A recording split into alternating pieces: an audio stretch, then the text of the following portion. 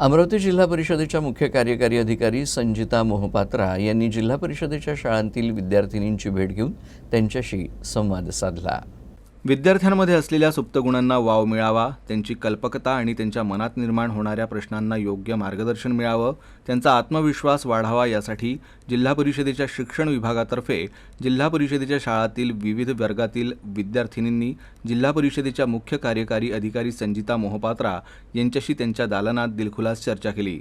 यावेळी काही विद्यार्थिनींनी मोहपात्रा यांना त्यांच्या बालपणावर आधारित प्रश्न विचारून त्यांच्या बालपणीच्या आठवणी ताज्या केल्या। इतर विद्यार्थिनींनी UPSC परीक्षेविषयी त्यांना प्रश्न विचारून प्रेरणा घेतली। दरम्यान संजिता मोहपात्रा यांनीही सर्व विद्यार्थिनींशी मनमोकळेपणाने संवाद साधून सर्व प्रश्नांची उत्तरं दिली। मोस्ट इम्पॉर्टंट सगळ्यांनी प्रत्येक वेळी आठवण ठेवायला पाहिजे की प्रत्येक मुलं जे असतात त्याच्या अभ्यास करायचे जे पद्धत असते वेगवेगळे असते।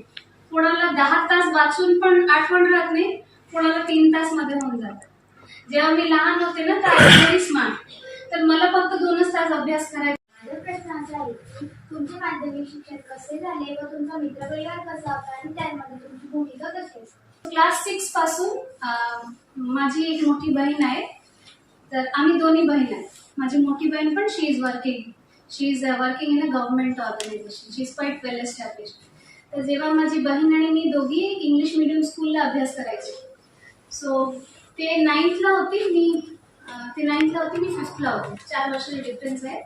तर बाबांनी सांगितले की आता विद्यार्थिनींना विद्यार्थी दशेतच एक IAS पर्यायाने मुख्य कार्यकारी अधिकारी जिल्हा परिषद हे कसं असते आणि त्याचं कार्य कसं असते, IAS बनण्यामागील त्यांचे केलेले परिश्रम आणि नंतर मिळालेले यश हे एक अत्यंत जवळून बघता यावे यासाठी मी हा उपक्रम हाती घेतला।